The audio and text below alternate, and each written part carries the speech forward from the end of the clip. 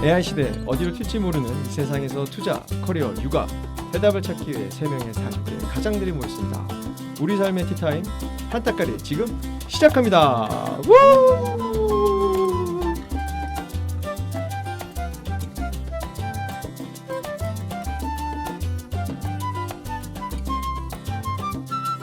네, 역사적인 순간이에요. 네, 정말로 할 일 없는 세 명의 가장들이 모여서 팟캐스트를 시작해봤습니다. 우리가 다 초짜들이잖아요. 그럼 이제 자기 소개부터 시작하면서 뭐 팟캐스트 보니까 그렇게도 소개들 하더만. 예, 그래서 저희도 하겠습니다. 우선 저부터 소개하면 닉네임 김막스 인사드립니다. 반갑습니다. 안녕하세요. 우공 선생 인사드립니다. 우! 안녕하세요. 불꽃남자 정대만입니다. 좋습니다. 예. 그러면 우선 시작하기 전에 우선 닉네임을 왜 그렇게 설정을 했는지 아마 이게 어떻게 보면 각자 갖고 있는 세계관, 가치관을 또 가지고 있을 까 생각하니까요. 저부터 설명드리면 사실은 이제 제가 진짜 좋아하는 그 투자자가 오크트리 캐피탈 이제 하워드 막스라는 전설적인 이제 대가, 채권 투자의 대가를 워낙 좋아하고 사실 그분이 한국에 책을 이제 2권 내셨는데 그 2권 지금도 제가 항상 어려움 있을 때 읽는 책들이거든요. 그래서 인생을 살면서 이분이 항상 말씀하시는 게 다 사람이 하는 거다 투자도. 그래서 사이클이 있다. 그래서 사이클론을 굉장히 중요하게 생각하시는 분이셔서 그분을 존경하고 동경하는 마음으로 김막스로 이름을 지었습니다. 우리 우공 선생님은 어쩌다가 이름을 우공 선생님 주신 거예요? 저는 막스라고 하시길래 뭐 칼막스나 막스 베버를 얘기하나 생각을 했었는데 저는 그렇게까지는 모르고요. 저는 그 우공 이산이라고 하는 말을 되게 좋아하거든요. 그러니까 소처럼 우직하게 한 길을 가다 보면은 뜻하는 바를 이룬다라는 곳에서 따서 이제 우공이라는 걸 따서 이제 우공 선생이라고 지었습니다. 멋있습니다. 좋습니다. 불꽃 남자. 네. 저는 저희가 이제 슬램덩크 세대잖아요. 그렇죠. 5명의 캐릭터 중에 저는 정대만을 가장 좋아하는데 정대만을 좋아하는 이유 중에 하나는 저랑 좀 그냥 비슷한 부분이 있다라는 점이 뭐냐면 이제 저는 이제 컴퓨터공학을 전공했는데 직업을 컴퓨터공학을 잠깐 쉬고 이제 다큐멘터리 찍는 거를 한 3년 정도 했었어요. 그래서 이제 커리어에 공백이 있었다가 다시 컴퓨터로 돌아온 케이스라서 정대만이라고 했습니다. 좋습니다. 사실 저도 슬램덩크 진짜 좋아하거든요. 저는 사실 송태섭 좋아해요. 저는요. 송태섭. 캐릭터 마음에 들어. 네, 알겠습니다. 그럼 오늘 이제 청취자가 이제 몇 명이 생길지 모르지만 확실한 거는 저희 가족들한테 뿌릴 거거든요. 그죠? 그러면 이제 가족들 이제 친구들한테 뿌릴 건데 우리가 그럼 이 팟캐스트를 왜 시작하게 됐는지에 대해서 그냥 간략하게 설명을 좀 드릴 필요가 있어가지고 제가 좀 대표로 설명드리고 중간중간에 끼어들면서 추임새를 주시기 바랍니다. 사실은 이제 저희 세 명은 모두 다 이제 IT 업계 일을 하고 있고 또 IT 업계 일을 하다 보니까 요즘 이제 돌아가는 이제 23년 이후에 AI가 우리 삶에 엄청나게 영향을 미치고 있다라는 거를 느끼고 체험을 하면서 살아가고 있는 것 같아요. 그러다 이제 저희가 예전부터 모여서 만나면서 AI에 대한 얘기도 많이 나눠보면서 이게 단순히 기술적인 변화가 아니라 근본적인 삶의 변화가 될 거라고 생각을 하면서 어떻게 보면은 이걸 우리만 알 필요가 있을까? 우리의 생각이 맞건 틀리건 우리의 생각을 좀 잘 이야기하면서 우리의 이야기를 좀 들으면서 도움이 될 수 있는 사람이 있으면 좋겠다라는 생각으로 팟캐스트를 시작을 한 거고 그래서 기본적인 방향은 아까 저희 인트로에서 설명드린 것처럼 정말 어디로 매일매일 바뀌잖아요. 어저께도 이상한 기사 계속 뜨고 있는 거고 그런 상황 속에서 특히 투자, 커리어, 이 육아에 대한 부분에서 각자 갖고 있는 생각과 아이디어들을 매 회에서 한번 주제를 담으면서 얘기를 해보려고 합니다. 혹시 우건 선생님은 또 이 팟캐스트 임하면서 뭐 생각이 있으세요? 제가 이제 IT 업계에서 일한 지가 첫 직장부터 보면 IT라고 할 수 있는데 진성 IT를 시작한 지는 한 5년 정도 됐거든요. 그리고 문과 출신이고 그래서 이 기술로 촉발된 여러 가지 변화들이라던가 아니면 어려움들에 대한 이해가 좀 많이 쉽지가 않은 것 같아요. 그래서 다행히 우리 정대만 우리 전문가죠. 우리 셋 중에 가장 큰 전문가 오시고 저도 많은 걸 배우고 또 얼마나 청취자들이 많이 계실지는 모르겠지만 그분들의 눈높이에서 질문과 그리고 답변들을 좀 들을 수 있는 거에 집중해서 저도 좀 성장하고 싶은 마음이 좀 큽니다. 정말 이거는 건 준비하고 온 멘트 같고요. 예, 선생님께서 준비를 예, 해왔어야 되는 거군요. 해왔어요. 네, 저는 그냥 저기 우리 그 진행을 하고 계신 그 막스님 여기 우공님하고 그 커피 타임을 하다가 얘기가 너무 재밌고 그리고 이 얘기를 이제 막스님이 얘기해 주셨죠. 그러니까 우리만 듣기엔 좀 아까운 얘기다. 뭐 그런 차원에서 우리 얘기가 저희 대한민국에 또 저희 같은 40대 가장분들이 많이 계실 거니까 같이 듣고 또 다른 세대에서 뭐 꼭 가장이 아니더라도 30, 20, 30대 젊은 분들 또 5, 60대 분들도 세상은 우리한테만 변화가 오는 게 아니잖아요. 모두에게 다 똑같이 변화가 오니까 앞으로의 얘기들을 같이 한번 고민해보는 시간을 가지면 좋을 것 같습니다. 좋습니다. 그럼 이제 본격적으로 이제 좀 토크를 시작해 보겠는데요. 오늘 이제 주제를 우리가 이제 정한 거는 AI 시대의 직장인의 이제 생존 전략인 것 같아요. 그러니까 최근에 제가 이제 팟캐스트가 됐던 뉴스들을 보면은 좀 둠스데이 시나리오 같이 좀 나오는 것 같아요. 좀 디스토피아처럼 뭐 직업이 없어진다, 뭐 이런 기사들이 엄청 많이 나오는데 그런 것들이 이제 우리가 또 그 인간들이 그런 기사들을 보면 또 우울해지는 것도 있는데 한번 그런 것들을 우리가 각자 한번 좀 고민해 보면서 생각을 고민하면서 이게 정말로 디스토피아인 건지 유토피아인 건지 아니면 그냥 이거는 또 하나의 변화인 건지 한번 오늘 한번 그 내용들을 자세하게 이야기를 좀 나눠보면 좋겠는데 사실은 아까 우공 선생님께서 말씀하신 것처럼 정대만 님이 사실 우리 제 기술 전문가시거든요. 그래서 한번 물어보고 싶어요. 이 사실은 이 직업이 없어진다고 했었을 때 가장 많이 나온 얘기가 사실 개발자들이잖아요. 지금 사실은요. 뭐 네, 마이크로소프트 그렇죠. 레이오프도 시작해가지고 개발자들 엄청 많이 바뀐다고 그러는데 개발자들 관점에서는 이 AI의 변화가 직업에 어떤 영향이 있을 것 같으세요? 저는 굉장히 드라마틱한 변화가 있을 거라고 생각을 하고요. 이게 작년부터 시작이 됐는데 레시피를 찾았다라는 느낌이 좀 들어요. 그러니까 그 전까지는 AI가 사람을 대체 그러긴 아직 멀었다라는 시각이 좀 다수였는데 작년부터 이제 에이전트 기법으로 되게 쓸만한 애들이 나오기 시작하면서 이제 기업들에서 좀 눈치를 빨리 채고 도입하고 생산성 향상을 눈으로 목격하면서 이제 이 방향으로 쭉 가도 되겠다라는 그런 확신이 서 가고 있는 중인 것 같아요. 그래서 이제 저 같은 경우는 이제 뉴스레터 같은 걸 발행하면서 이제 유튜브에 올라와 있는 여러 우리 셀럽들이죠. 업계의 셀럽들의 인터뷰들을 보는데 그런 비유를 하더라고요. 이제 제가 인상 깊었던 거는 이제 사티아 나델라 그 MS CEO가 어떤 말을 하냐면은 옛날에는 타이피스트라는 직업이 있었다. 그런데 지금은 없지 않냐. 왜냐하면 모두가 타입을 칠 줄 아니까. 그리고 다른 분은 그런 얘기를 해요. 이제 Y 컴비네이터의 이제 파트너인데 그분은 어떤 얘기를 하냐면은 개발자는 일종의 농부와 같다. 그리고 굉장히 그 노동 집약적이고 고생을 많이 해서 어떤 소프트웨어를 만들어냈는데 지금 이 시대의 변화는 자기가 볼 때는 농기계가 이제 등장한 시기라고 본다. 이제 농업이 어떤 사람이 직접 땅을 파고 쟁기질해서 수확하는 게 아니라 이제는 콤바인 트랙터가 다니면서 이제 수확을 하는 이제 대량 생산의 시대로 넘어가고 있다. 그러면은 우리가 농업의 변화에서 얻을 수 있는 인사이트는 농부의 수는 줄잖아요. 근데 농업 생산력은 높아지니까 이제 그 농작물은 많아지는 거죠. 그러니까 그거를 이제 우리 개발업에 대응을 해보면 소프트웨어는 많아질 건데 그 소프트웨어를 만드는 개발자는 꼭 많을 필요는 없다. 그래서 다시 한번 이제 MS CEO 사티아의 얘기로 돌아가면 그분이 그런 얘기를 해요. 앞으로 MS는 전사적으로 각 개인별 인건비는 높아질 건데 회사 전체적으로 인건비는 낮아질 거다. 이런 얘기를 이제 약간은 수수께끼처럼 던지는 거예요. 그 인터뷰를 이제 그냥 지나가면서 들으면은 그 숨은 의미가 잘 안 와닿는데 곰곰이 생각하면 되게 무서운 얘기거든요.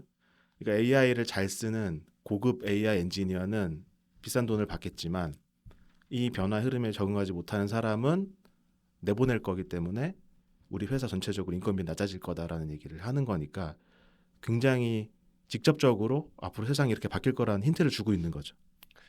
말씀하신 것처럼 사실 저게 되게 저는 무서운 이야기인 것 같아요. 그러니까 예를 들면 젠슨 왕도 그런 얘기했었거든요. 그 올해 5월 달쯤에 이코노믹 타임즈에서 그런 얘기하셨어요. AI로 인해서 우리가 일자리를 잃는 게 아니라 AI를 사용하는 사람에게 일자리를 뺏길 것이다라고 이제 말을 하는데 저는 이제 어떻게 보냐면 이게 AI를 리딩하고 있는 소위 사티아가 됐던 순달 피차이가 됐던 제니스랑 이런 분들도 자기가 갖고 있는 생각을 곧이곧대로 말하기는 리스크가 있다고 생각하는 거예요. 그러니까 좀 돌려서 얘기하는 거죠. 그렇죠. 그래서 사실은 저희가 이런 기사나 팟캐스트를 봤었을 때 이게 제가 제일 좋아하는 아까 하워드 막스의 세컨 레벨 띵킹이라는 게 있는데 표면적인 내용을 바라보는 게 아니라 결국에는 이 사람이 어떤 의도로 이 이야기를 하고 있는 거고 이게 우리에게 어떤 의미가 있는지 좀 한 번은 좀 레벨 뭐 1, 2, 3을 좀 낮춰서 고민하지 않으면 결국엔 시사점을 찾지 않으면 우리가 어떻게 갈 수 없는지 방법을 못 찾을 것 같은데요. 결국엔 저도 이게 AI라는 게 전 되게 무섭거든요, 지금. 그러면 우리 우공 선생님 같은 경우는 사실 이제 인문학적 관점 박학다식하시고 정말 모르는 게 없거든. 우공 선생님 보시기에는 이제 개발 쪽에서 이게 이루어지는데 사실은 예전에 저랑도 같이 일을 많이 하셨지만 이런 사무직들 뭐 마케팅, 지원, 행정 아직 이런 쪽에 대해서 이야기가 막 나오고 있지는 않아요. 뭐 예를 들면 뭐 법률가가 없어진다는 둥, 뭐 리테일 업계에서 없어진다는 이런 얘기 있지만, 근데 솔직히 이걸 듣고 있는 우리 한국의 뭐 근로자들 분들은 대부분 소프트웨어 개발자보다는 행정직, 사무직들이 많을 건데 어떻게 보세요? 어떤 일들이 벌어질 것 같으세요? 제가 이 팟캐스트를 참여를 하면서 한 가지 정리하고 싶었던 게 소시민의 관점에서 두 가지예요. 아까 전에 이제 툴로서 AI들이 생기면서 그 툴에 대해서 얼마만큼 잘 활용하는지에 따라 가지고 미래의 일자리의 지도가 바뀔 거다라는 거는 변할 수가 없을 것 같아요. 그러면은 우리 같은 소시민이 이걸 툴로서 쓰면은 어떻게 이 변하는 사회에서 좀 적응하고 그리고 좀 더 번영한 삶을 살 수 있을까? 요 고민이 하나가 있고 두 번째는 약간 철학적인 고민인 것 같아요. 그러니까 그 AI 시대에서 지금은 이제 툴로서 뭔가 AI가 쓰이는 게 있을 테고 우리가 얘기하는 뭐 AGI라고 불리나요? 뭔가 사람을 대체할 수 있는 수준의 뭔가 지능을 가지고 있는 그래서 스스로 판단을 할 수 있고 스스로 결정을 내릴 수 있는 시기가 왔었을 때 과연 인간은 어떻게 생존할 수 있을까라는 철학적인 고민이 있는 것 같아요. 그래서 저는 그 두 가지에 대해서 그러니까 개개인으로서 변하는 미래는 어쩔 수가 없을 텐데 툴로서 우리가 어떻게 쓸 수 있을 것인가에 대해서 좀 배울 수 있는 게 생겼으면 좋겠고 두 번째로는 미래가 긍정의 미래가 될지 부정의 미래가 될지 모르겠는데 미래가 바뀔 수밖에 없다라는 거는 그 모든 사람들이 공감을 하고 있는 것 같고 그 변하는 미래에서 우리가 도대체 어떤 가치와 사상을 갖고 살아야 좀 흔들림이 없을까? 이 두 가지를 좀 지속적으로 얘기를 좀 해볼 수 있으면 어떨까 싶네요. 좋은 말씀이신 것 같아요. 되게 말씀하신 것 중에 사실 우리가 인생을 살면서 이제 변수나 상수란 단어를 쓰는데 미래가 바뀌는 건 사실 예전부터 상수였잖아요. 그냥 바뀌어 오는 건데 결국에는 그 바뀌는 폭과 깊이가 우리 삶에 얼마큼 있느냐가 좀 관건인 것 같은데 경험해보지 못한 이제 변화일 것 같다는 생각을 많이 하고 있거든요. 그러니까 최근에 제가 그 맥킨지에서 나오는 그 2025년 그 보고서를 이제 봤더니 결국에는 생성형 AI가 2030년이 되면 현재 사무 업무의 30에서 40%를 자동화시킬 거라고 하더라고요. 뭐 데이터 입력, 문서 정리, 스케줄 관리 등등 이제 반복적인 업무. 특히 뭐 나중에 정대만 님께서 더 설명해 주지만 사실 AI가 갖고 있는 핵심이 패턴을 읽어서 자동화하는 부분이 강하다는 걸 좀 이해를 하고 있는데 또 하나가 어떤 거냐면 결국에는 그런 데이터라든가 그런 것들이 나오기 시작하게 하면은 저는 우리 개개인의 직원 우리들이 좀 불안해질 것 같아요. 그러면 그 퍼포먼스가 그럼 어떻게 나올 수 있을까? 결국에는 그 바뀌는 미래를 긍정적으로 내가 어떻게든 활용해서 갈 거냐 생각하는 사람과 이 바뀌는 미래가 어떻게 될지를 그 뭐 앉아서 어떡해 무서워 이러는 사람과의 길이 첫 번째는 굉장히 크게 바뀔 것 같다는 생각이 들고 있고요. 어떻게 보면 지금부터 젠 AI가 어떤 건지 어떤 영향이 있는 건지 또 하나는 정말 툴들은 무조건 쓰는 게 맞는 것 같아요. 쓰면서 내 뭐라 해야 될까요? 그 일에도 한번 적용을 해보고 하는 것들이 필요할 것 같고 특히 저도 이제 저는 개발자 출신은 아니니까 사무직 관점에서 본다고 하면 국가적으로 좀 어떻게 보면 직업에 대한 재교육이 필요한 시점이 올 것 같고 기업들 중에서도 이런 것들을 준비하지 않으면 저는 기업의 어떻게 보면 역량이 쇠퇴할 것 같다는 생각이 들어요. 그런 과정에서 저도 이제 많은 기업들을 만나러 다니는데 사실은 내부의 생산성에 대한 관련된 부분에서 많은 AI 프로젝트들이 있는데 현재는 주로 많이 하는 게 뭐 제조 쪽에 됐던 공정 이런 것도 있지만 저는 사무직에서의 어떤 자동화 더 빠르게 더 생산성을 높일 수 있다고 생각하거든요. 그래서 그런 것들에 대한 부분이 좀 더 발전이 되면 좋지 않을까라는 생각을 하는데 정대만님 보시기에 앞으로 이런 젠 AI가 앞으로 3년 그냥 프레임을 보자고요. 이 기간 동안에 어디에서 좀 많은 디스럽티브한 좀 유지 케이스 나올 것 같으세요? 저는 이제 그 변화의 폭은 개발자에서 당연히 멈추지 않고요. 전방위적으로 지금 직업을 대체하는 일들이 생길 거예요. 그러니까 좀 예를 들면은 당장 저도 어제 이제 제 동료분이 그 클로드 프로를 결제했다고 300불짜리인가 그거를 결제하셨대요. 그러면 이게 의미하는 건 뭐냐면은 저희가 그래도 어디 가서 AI 개발자를 시니어 개발자를 구하려면 월에 한 1,000만 원은 줘야 되는데 월에 한 40만 원, 50만 원을 쓰면 자기가 이제 어느 정도 코딩 지식이 있으면 그런 시니어 개발자를 데리고 일하는 정도의 엄청난 생산성을 누리게 되는 거잖아요.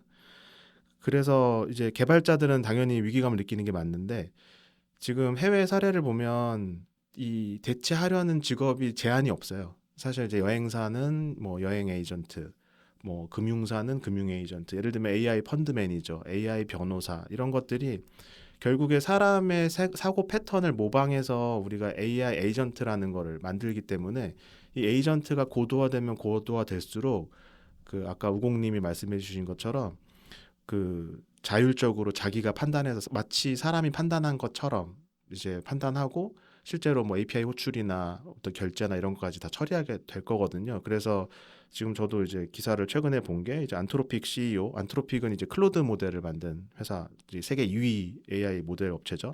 거기서도 이제 화이트 칼라 일자리 소멸이 가능하다. 이제 노동인구 20%가 실직할 수 있고 그리고 이 사회 전체적으로 이제 재교육에 대한 그 주목을 해야 된다. 사람들이 다시 잡마켓으로 들어올 때를 대비해서 재교육 프로그램을 가져야 된다 얘기를 하는데 저는 두 가지 측면에서 좀 인사이트가 있다고 생각하는 게 싱가포르의 사례예요. 싱가포르이 국가적으로 40대 이후의 국민들을 대상으로 아마 무상으로 AI 교육 같은 걸 진행하는 프로그램을 만들었다고 본 것 같아요. 이건 팩트 체크를 해봐야 되겠지만 그런 식으로 국가적으로 지금 싱가포르이 아마 전 세계에서 가장 먼저 그런 AI 국가 단위 교육을 시작하는 게 있고 이제 개개인 단위에서는 약간 저희가 생각의 방향을 좀 바꿔봐야 될 필요가 있어요. 저는 그게 뭐냐면은 우리는 소비자로서 평생을 살아오잖아요. 하지만 우리가 생산자로서 쓰는 시간은 많지 않아요.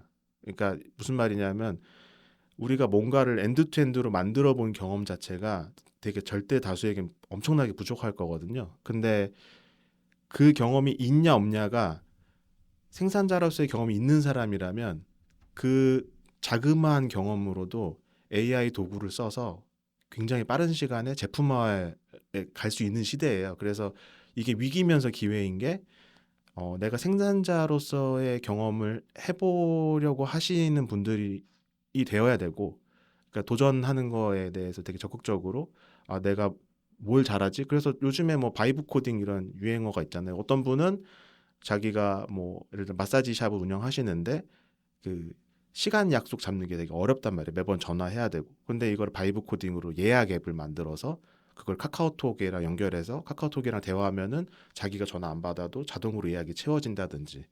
그리고 주식하시는 분들은 뭐 밤새 있었던 시장 뉴스들을 요약해서 아침에 브리핑을 받아본다든지 이런 것들을 이제 생산자적인 마인드로 자기가 일단 자기 첫 번째 고객이 자기잖아요. 내가 만족할 수 있는 제품을 먼저 만들고 그거를 주변 사람들 홍보하다 보면은 그게 갑자기 확 비즈니스가 커지고 그 중에는 이제 뭐 잘 아시는 커서라든지 뭐 4명이 창업해서 2년 만에 뭐 4조, 9조짜리 회사가 되고 이런 식으로 그 업사이드, 그러니까 위로 성장할 수 있는 한계가 없는 방향으로 나가기 때문에 약간 세상을 볼 때 생산자의 눈으로 내가 뭘 만들 수 있을까? 내가 뭘 만드는 걸 좋아하지? 그러니까 뭐 그게 단순하게는 뭐 저는 집에서 뭐 피자 같은 것도 그냥 시켜 먹지 말고 밀가루를 사서 효모를 사서 반죽을 해서 직접 구워보고 이런 이거 AI랑 아무 상관없지만 어쨌든 생산자로서의 그 롤을 플레이해보는 거죠. 그러면 이제 생산자로서의 마인드셋이 어떻겠구나 이렇게 하다 보면 아 여기가 페인 포인트구나 여기가 내가 힘들었구나 그러면은 이 업을 피자를 만드는 사람이라면 이 부분은 다 고통스러워 하겠지 이 문제를 내가 이렇게 풀어보면 어떨까 이런 생각을 할 수 있게 되는 거죠. 그러니까 생산자로서 변신했을 때 예전 같으면은 내가 생산자가 되고 싶은데 자동차를 만들려면 자본이 없으면 못 만들잖아요. 하지만 이제 AI 도구가 있어서 생산자로 변신하기가 너무 좋은 시기다. 그런 면에서 두 가지 이제 싱가포르처럼 국가 단위에서 약간 지원하는 프로그램은 이제 좀 나와줬으면 좋겠고 그리고 개인 단위에서는 마인드셋을 조금 그렇게 바꿨으면 좋겠다. 이런 게 좀 인사이트인 것 같습니다. 사실 마인드셋 하면 이제 우공 선생님 또 전문 영역인데, 그러니까 저도 이게 뭐냐면 저번에 우리 오기 전에 잠깐 이제 오늘 팟캐스트 어떻게 할지 얘기하다가 키워드가 철학이라는 단어가 나왔던 거잖아요. 그러니까 보면은 저는 이 AI 시대가 오면서 우리가 아마 다다음 에피소드쯤에서는 이 육아 교육에 대한 것도 반드시 커버가 돼야 되는데, 사실 툴이 많다고 해서 모든 사람이 그 툴을 다 잘 쓸 수는 저는 없다고 생각하거든요. 그러니까 세상의 변화에 대한 이해도도 있어야 되는 거고, 어떻게 보면 지금 시대 패러다임에 맞는 뭐 어떤 철학가, 세계관이 있는 사람이 잘 쓸 것 같은데, 그 우공 선생이 보시기에는 지금 예를 들면 이 팟캐스트를 듣고 있는 게 일반 사무직이에요. 그게 30대 40대 됐던 간에 이런 AI 시대에서 여러분 어떤 멘탈리티 혹은 어떤 마인드셋이 필요할까? 왜냐면 그분들이 제일 저는 멘붕일 수도 있거든요. 아니 아예 관심이 없거나 아니면 정말 멘붕일 수 있다고 생각하거든요. 어떻게 보세요? 그 사업가 정신이라는 거는 솔직히 쉽지가 않아요. 왜냐면 사업가 정신을 하려고 하면 대부분의 기업에서 일하는 사람들이 나보고 어떻게 하라는 거지? 라는 고민을 하실 것 같거든요. 근데 우리가 막 멀리 파랑새를 찾는 것보다 이 이제 사업가 정신이라고 거창하기보다는 저는 완결형 경험이라고 표현을 하거든요. 그러니까 회사에서도 내 역할과 내 범위가 이거기 때문에 이거를 왜 하는지가 중요하지 않고 나한테 주어진 이거를 그냥 하는 게 중요해라고 일을 할 수도 있긴 하겠지만 거기서 관점을 바꾸면은 아까 생산자의 마인드 혹은 문제를 해결하는 방식 이런 것들을 충분히 익힐 수 있을 것 같아요. 그래서 회사 내에서도 내가 요즘에 소위 말해서 이제 워크앤라이프 밸런스라고 해서 회사에서 주는 일을 최소화하고 내가 하는 일을 노력을 가장 덜하고 나머지 시간들을 내가 개인적으로 쓰겠다라는 것들이 상당히 크긴 한데 저는 그게 회사 생활로 봤었을 때 이제 상중하라고 표현을 하는데 하라고 전 생각을 하거든요. 왜냐하면 우리가 일이라고 하는 시간이 하루에 최소한 8시간인 거고 그러면은 그냥 평일에 한 3분의 1을 투자를 하고 있는 곳인데 그거를 우리가 목적 의식을 가지 않고 시간을 쓰고 있는데 이 하비추얼적인 나의 삶이 뭔가 방향성을 잘 취할 수 있을까라는 고민이 들기 때문에 내 개인의 이익과 방향을 회사에서 어떻게 내가 쓸 수 있을까를 좀 고민을 해보는 마인드셋의 변화가 좀 필요한 것 같아요. 그게 제가 아까 말씀드렸던 완결형 경험이라고 하는 건데 회사에서 보면은 굉장히 우리한테 떨어지는 KPI들은 엄청 소소하거든요. 우리는 마치 그게 죽고 살 문제처럼 이게 안 되면 어떡하지라고 살고 있지만 그거 안 된다고 해도 회사 안 망하거든요. 그리고 그거 된다고 해서 내가 돈을 많이 버는 것도 아닌 거거든. 그렇다고 해서 그게 무의미하다고 생각을 하지 말고 내가 이 비즈니스를 러닝한다고 생각을 한다면 내가 도대체 지금 풀고 싶은 문제가 뭐지? 달성하고 싶은 사업적인 목표는 무엇이지? 라는 걸 생각해보고 경험을 저는 많이 넓혀봤으면 좋겠어요. 실패도 해보고 그리고 좋은 사람들도 만나고 그 과정에서 배움이라는 게 있으면은 사실 그게 저는 좋은 연습 과정이라고 생각이 들거든요. 아까 그 정대만 님이 얘기하셨던 것처럼 앞으로 툴은 굉장히 접근성이 좋은 툴들이 많이 생길 것 같아요. 굉장히 저렴한 가격에 사실 그런 촉발이 클라우드 시대부터 시작을 한 거죠. 2000년대 초반에. 그리고 그게 쭉 가서 이제 AI로도 폭발을 하고 있는 거고 그러면은 그런 툴의 민주화 그리고 그걸 가지고 내가 어떻게 쓸 수 있는지에 대한 경험, 아이디어가 있으면은 되게 많은 일들을 할 수 있을 것 같거든요.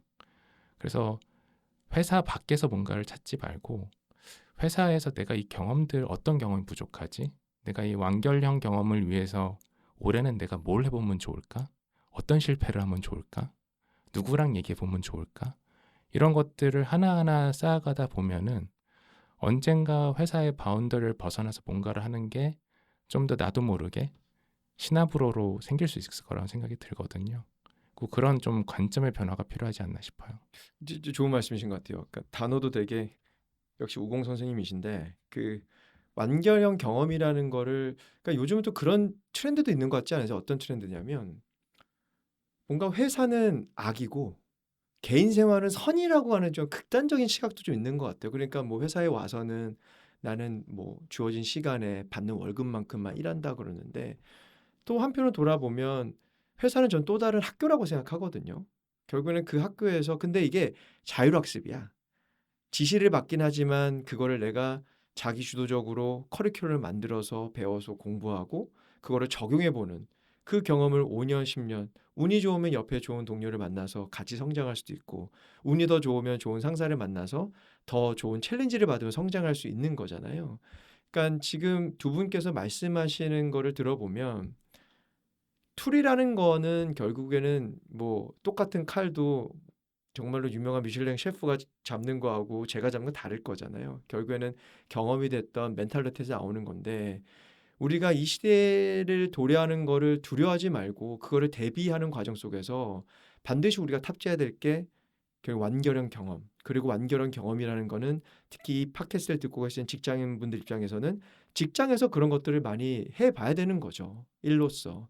사실 직장에서 일을 못하는 사람이 밖에서 잘 될 수도 있겠지만 그래서 직장에서 일 잘하시는 분이 밖에서 잘 될 확률도 있는 거잖아요. 그래서 그런 부분에 저는 되게 의미가 있는 것 같다는 생각이 드는데 그러면 이제 좀 넘어가 보면 구체적으로 저는 아까 25년도 맥킨지 데이터를 좀 말씀드리면서 어떤 생각이 들었냐면 우리나라에 지금 현재 총 대략 한 3천만 명 근로자가 있고 거기 한 750만 명 정도가 사무직이래요. 그리고 소프트웨어 개발자는 30만 명인 거고 그 730만 명, 750만 명, 30만 명 모두 다가 이 AI를 바라보는 시각의 온도차가 굉장히 크겠죠.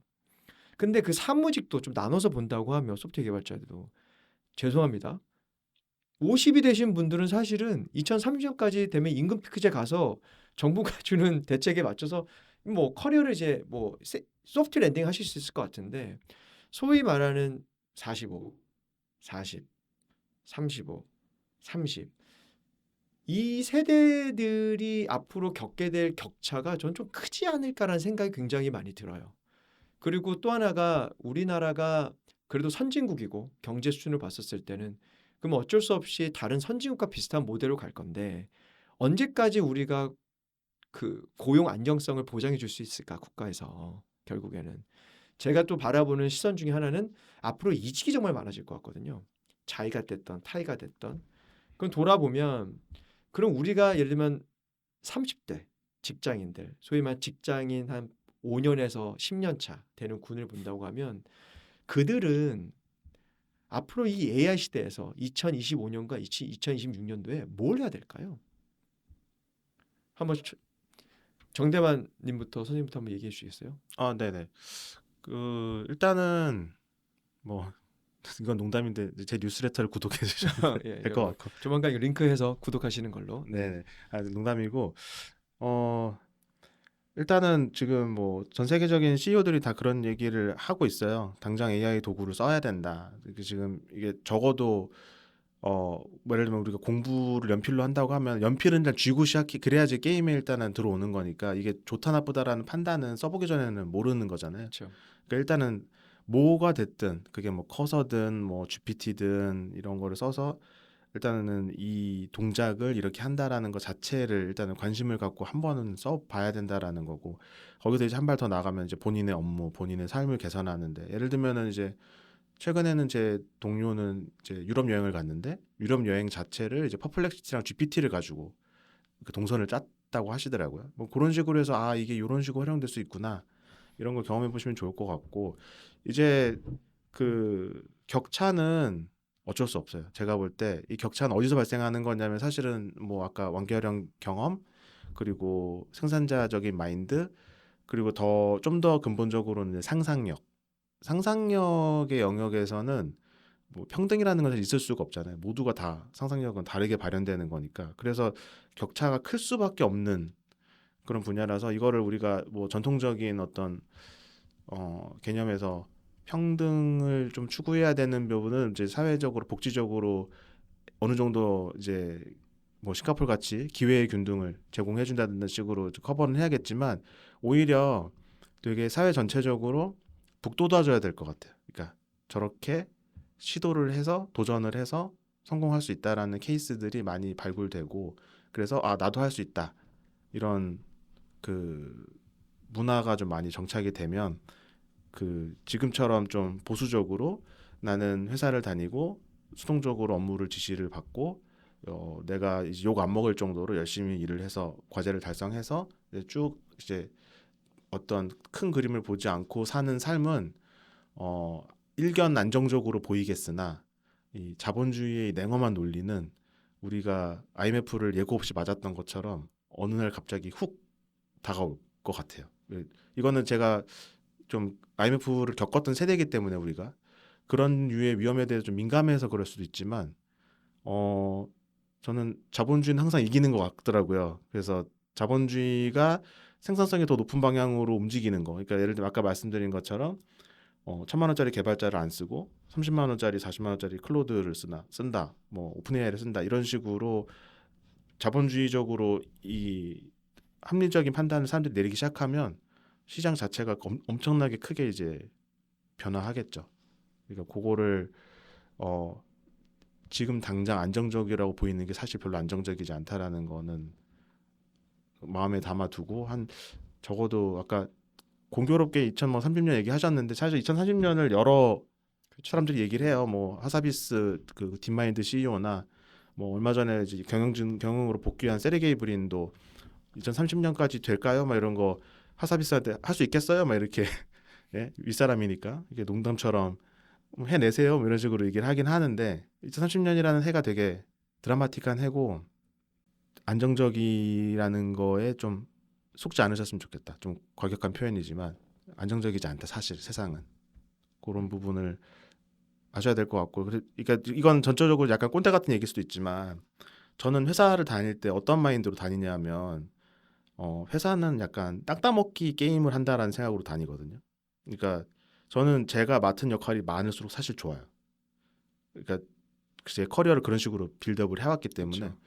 왜냐하면은 회사 안에서 저의 캐릭터가 만들어지잖아요. 아 쟤는 저것도 할 수 있고 저것도 할 수 있고 저것도 할 수 있는 애라고 되면은 이게 그 대체 불가능한 사람이 되는 거거든요. 그 그룹 안에서. 그렇죠. 그러면 적어도 저는 이제 고용으로 불안해할 일은 없는 거죠. 그 포지션으로 가기 위해서 개인적으로는 피곤할 수 있고 힘들 수 있지만 트레이드 오프죠. 그러니까 내가 내 삶의 내 운명을 내가 결정할 수 있느냐 아니면 어느 날 남이 IMF가 오듯이 이제 회사가 어려워졌으니까 좀 나가주시죠. 요 얘기를 안 들어도 되는 자리에 가느냐.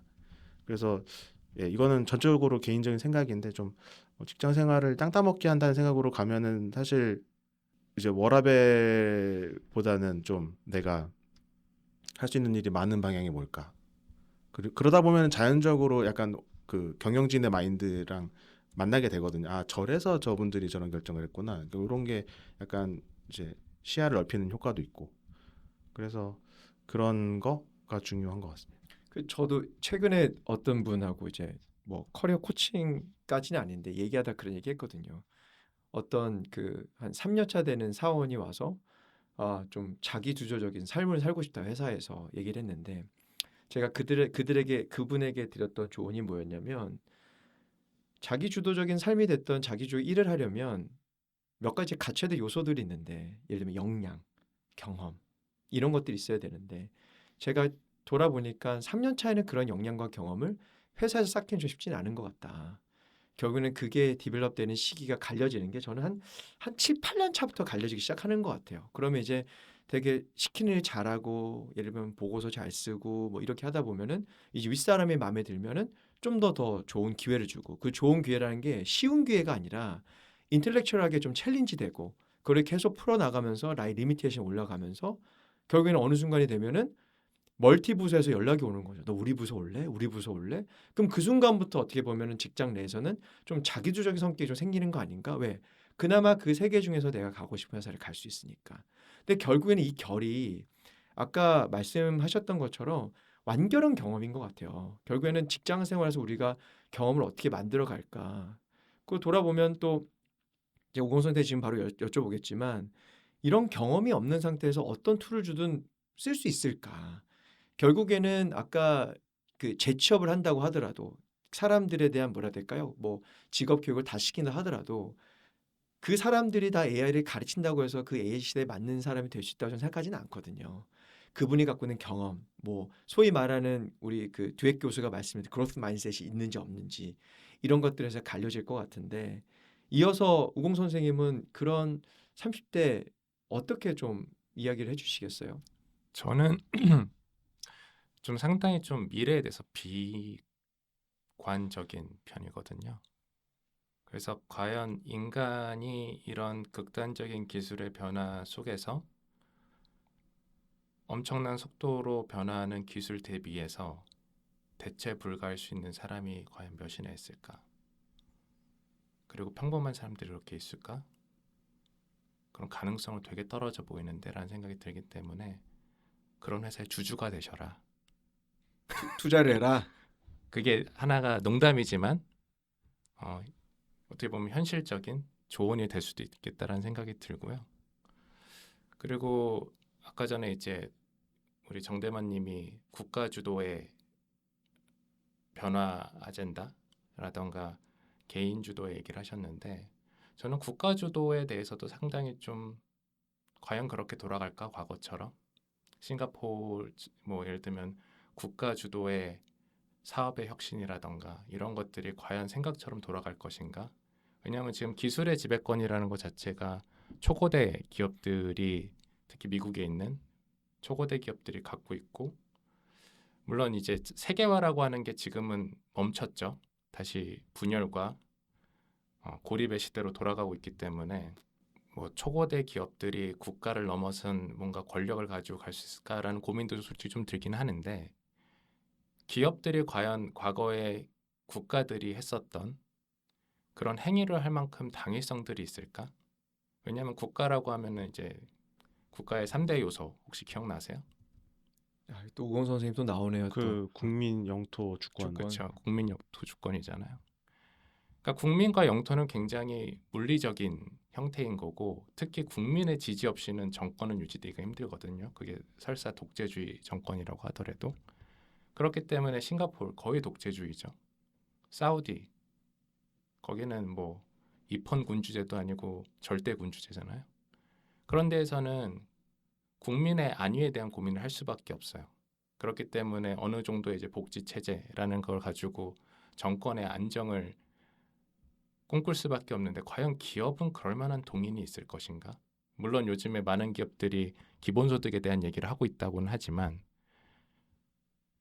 제가 보는 미래 중에 과거에 엘리시움이라고 하는 맥 데이먼이 나온 영화 혹시 보신 적 있으세요? 네. 로봇 반 로봇인가가 나오시는 거잖아요. 거기 보면 99%의 사람은 지구라고 하는 황폐한 공간에서 진짜 하루하루 먹고 살고 1%의 사람이 이제 일리시움이라고 하는 약간 이렇게 환영 형태로 되어 있는 이제 지구를 오빗하는 거기서 완전히 지금과 다른 삶을 살고 있잖아요.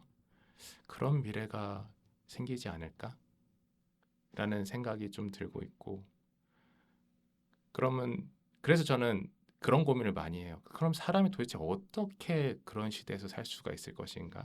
그게 설사 유토피아적인 미래가 됐던 디스토피아적인 미래가 됐던 근데 사람들이 막 철학이 중요하대 가치가 중요하대 근데 잘 모르겠는 거예요. 그걸 잊는다고 해서 우리가 생존을 하는데 혹은 경쟁을 하는데 도움이 될까? 나를 차별화하는 데 도움이 될까? 저는 그런 고민이 좀 많거든요.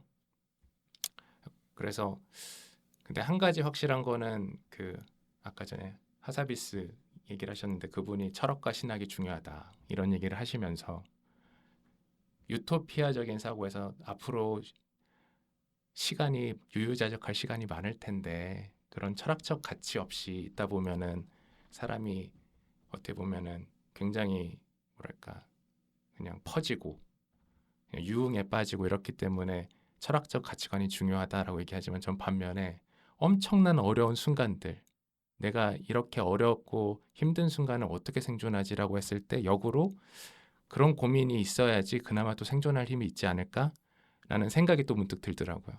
그래서 이제 이게 뭐 미래에 대한 답은 안 되겠지만 그런 좀 답답함이 개인적으로 있고 그 단기적으로는 제가 이제 완결형 경험이라는 말씀을 드렸고 아까 전에 정대만님이 땅 따먹기라는 표현을 했는데 저는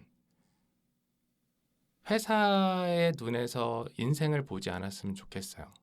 예를 들면은 정대만님도 그랬을지 모르겠지만 땅 따먹기를 한 데 있어서 그 누구도 중요하지 않은 일이라고 생각했던 땅을 따먹으려고 노력해 보신 적 있으세요? 회사 생활 하시면서?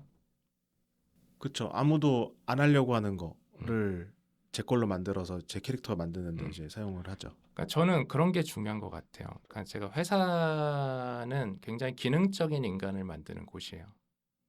내가 큰 거를 보지 못하게 하고 나한테 당면한 과제를 기계처럼 하게 만드는 게 여태까지 회사의 움직임이었던 거고 그리고 아까 얘기했던 뭐 에이전트 AI가 됐던 현재 AI가 됐던 뭐 로보틱스가 됐던 RPA가 됐던 결국에 회사의 그런 프로세스를 기계화된 프로세스를 당연히 기계가 하는 게 더 낫겠죠.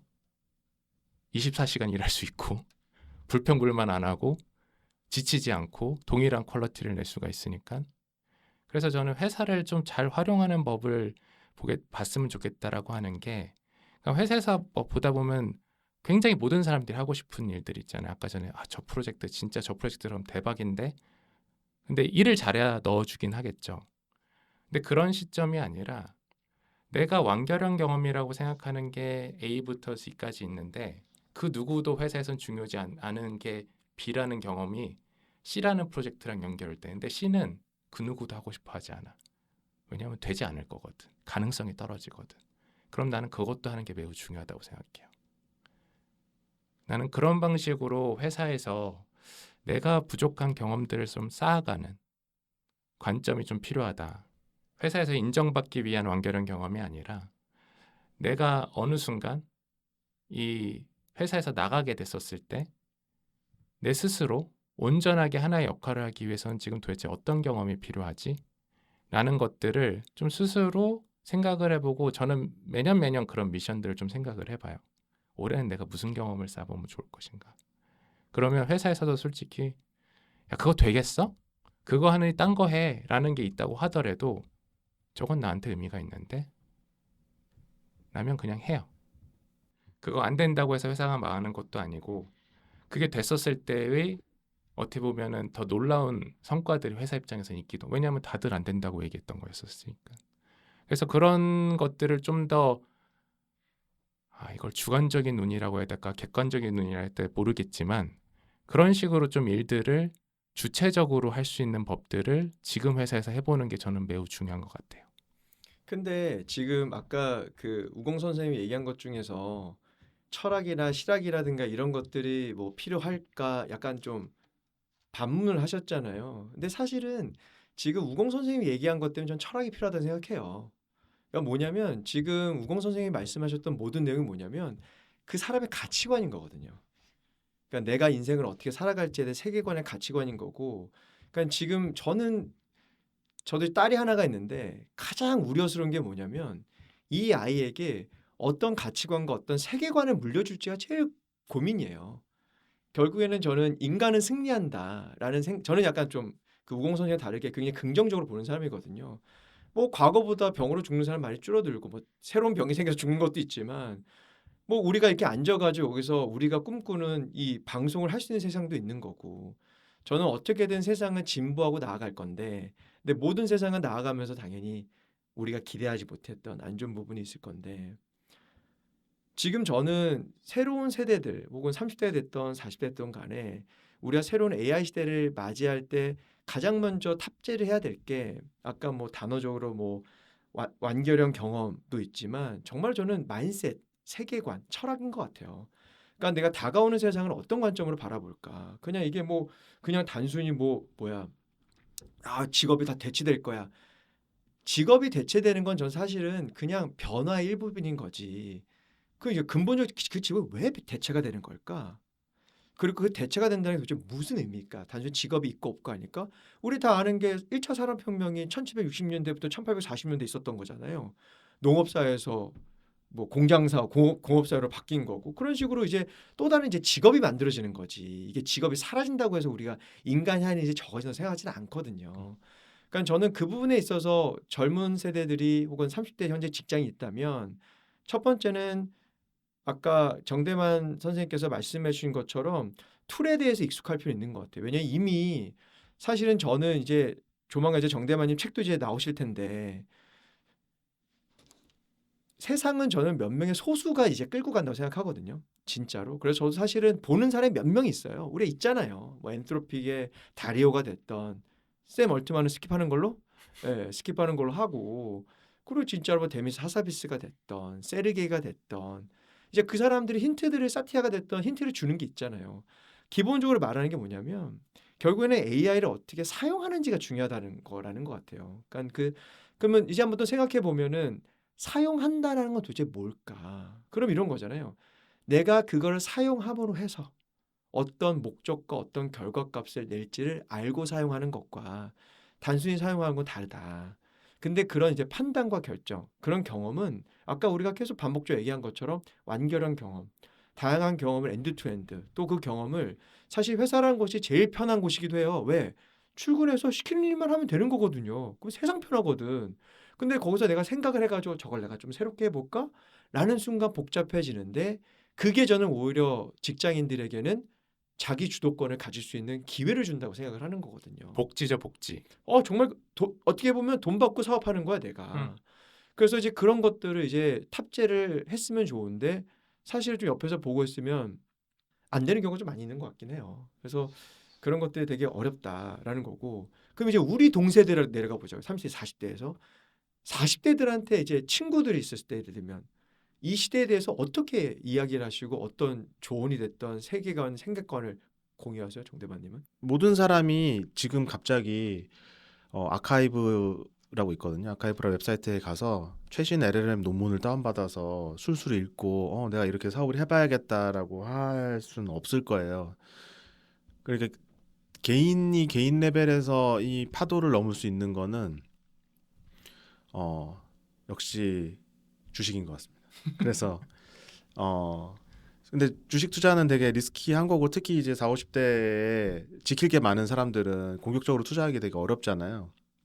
그래서 이런 거에 대해서도 그 좀 이 팟캐스트 방송이 그런 지식을 나눠주는데도 좀 효과가 있었으면 좋겠고요. 그런 의미를 방향적으로 좀 가져갔으면 좋겠고 이 주식이라는 거는 이제 약간 진짜 투자의 개념. 왜냐하면 단기적으로 뭐 올해는 이게 재료고 이게 아니라 지금 되게 거대하게 일종의 산업혁명과 같은 이제 변곡점을 지금 인류 전체가 지나가고 있는 대목이거든요. 그러면은 분명히 여기 많은 기회들이 있고 그게 연관돼 있는 다른 산업 분야들이 어떻게 저걸 써서 생산성을 가져가느냐를 좀 리서치를 해서 거기서 투자 인사이트를 가져가시면 그게 여러 가지 할 수 있는 방법 중에 하나가 될 것 같고 또 하나는 그래도 실제로 그